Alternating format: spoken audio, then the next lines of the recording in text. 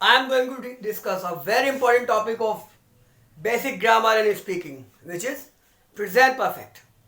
तो क्या है प्रेजेंट परफेक्ट और क्या इसका कनेक्शन है सिंपल पास्ट से, सीखेंगे एक ही वीडियो में। आपको आज ग्रामर और स्पीकिंग दोनों के हिसाब से समझ में आएगा कि क्यों हम प्रेजेंट परफेक्ट में बोलते हैं और क्यों हम सिंपल पास्ट में बोलते हैं, यानी पास्ट इंडेफिनिट में बोलते हैं। या कभी एग्जाम में क्वेश्चन आ जाए तो कैसे पहचानेंगे कि टेंस सिंपल पास्ट है या प्रेजेंट परफेक्ट है। पहली बात, पहले ये जान लें कि प्रेजेंट परफेक्ट है क्या, फिर सिंपल पास्ट से क्या कनेक्शन है। देखिए प्रेजेंट परफेक्ट वो होता है जो कनेक्ट करे प्रेजेंट को पास्ट से, यानी पास्ट में हुआ हुआ काम को प्रेजेंट में उसकी क्या महत्व है यह बताने वाला सेंटेंस जो है प्रेजेंट परफेक्ट होता है। यानी action in the past and result in the present, past में वो हो, उसका रिजल्ट अब भी आ गया, अभी तक उसमें हो। फॉर एग्जाम्पल, अगर कोई तुमसे कहे कि लाइक आपसे कोई कहे ये बुक पढ़ लो ना, रीड दिस बुक, तो तुम क्या कहोगे? I have already read this book. I have already read this book, मैं ये किताब पहले ही पढ़ चुका हूँ। तो एक्शन तो पास्ट में हो गया था पर उसका इंपॉर्टेंस अभी भी था। तो जब तुमसे किसी ने कहा ये किताब पढ़ लो तो आपने कहा पहले ही पढ़ चुका हूँ। क्लियर? तो इस तरीके से पहले हम सीखेंगे कि प्रेजेंट परफेक्ट है क्या, फिर इसका क्या कनेक्शन है सिंपल पास्ट में। देखिए, कोई भी काम जो अनफिनिश्ड भी हो,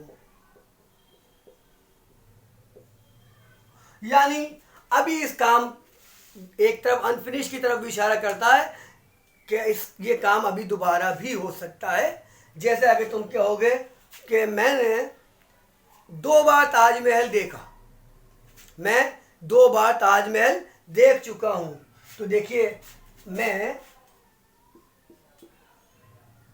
2 बार,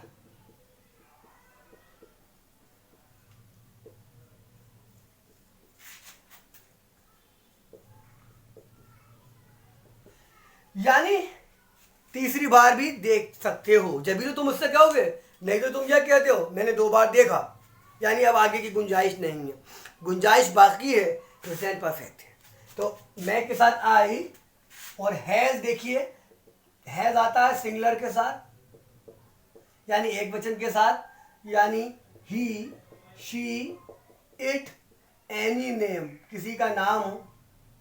और हैव आता है आई, वी, यू, दे और प्लूरल के साथ। तो पता चला आई के साथ हैव, तो आपने कहा I have already seen the Taj twice.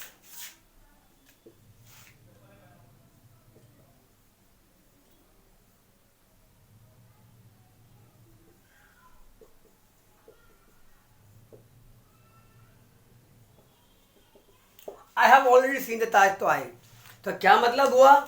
एक तो पास्ट में देखा था, उसका कनेक्शन आज भी है, पास्ट का कनेक्शन आज से भी है। ये आपने जभी तो बोला जब किसी ने आपसे कहा कि ताजमहल चलोगे क्या, तो आपने कहा मैं पहले ही 2 बार देख चुका हूँ। I have already seen twice, मैं 2 बार पहले ही देख चुका हूँ। या ऐसा काम जो अभी भी अनफिनिश्ड है, जैसे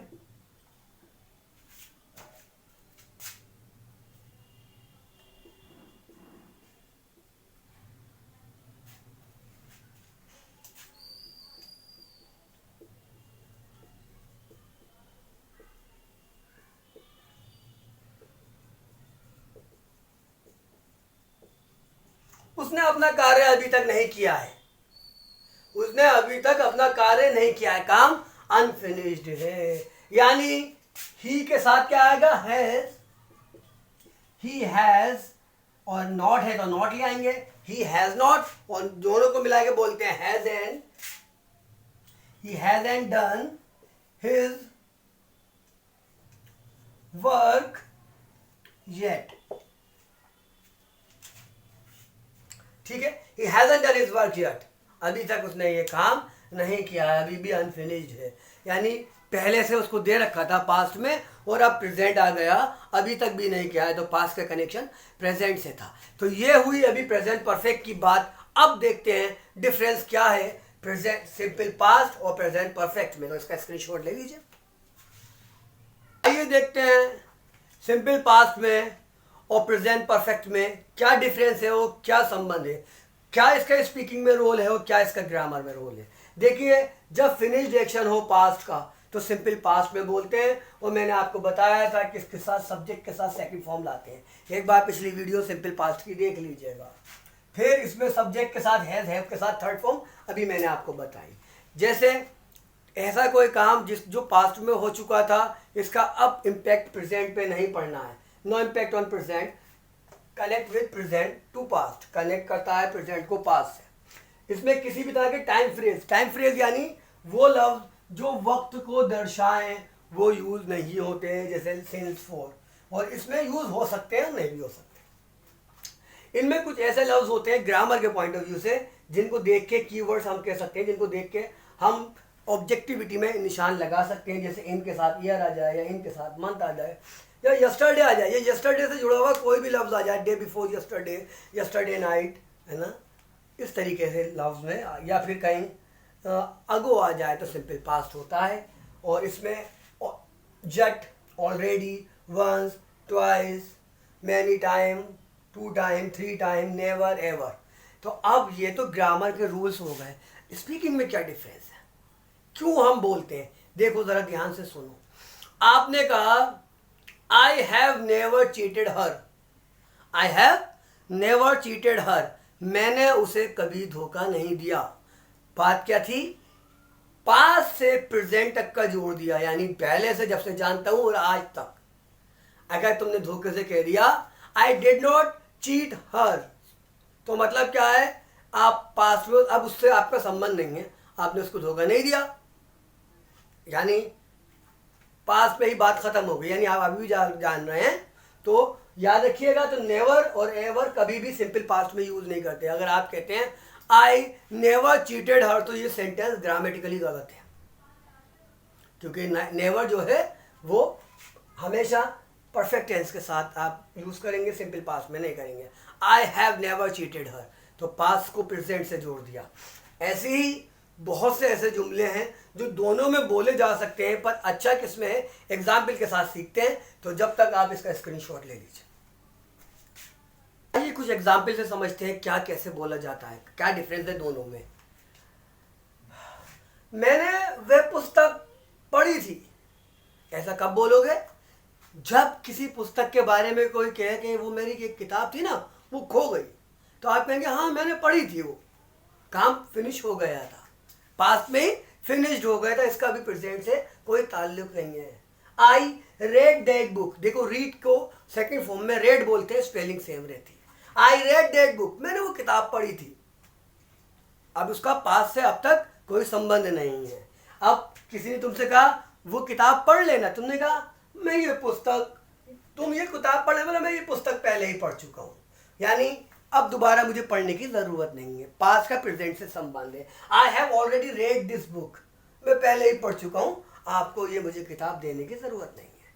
देखिए, मैंने अपना मोबाइल खोया था, यानी पास्ट में खोया था और फिर वो मिला नहीं और अब आपको उम्मीद नहीं है, इसका प्रेजेंट से कोई नहीं है। कभी खो गया था आपका मोबाइल, या हो सकता है खोने के बाद फिर मिल गया हो, पर आप कनेक्शन उसका इस टाइम में उसकी कोई बात, उसका कोई इंपॉर्टेंस नहीं रही, है ना। मेरा मोबाइल खोया था फिर मिल गया, या खोया था सन 2010 में, यानी आपने उसके बाद अब कोई आपको कनेक्शन नहीं है, अब आपको कोई परवाह नहीं है, वो आपको उम्मीद नहीं है, तो आप कहेंगे आई लॉस्ट माई मोबाइल, मैंने मोबाइल खोया था।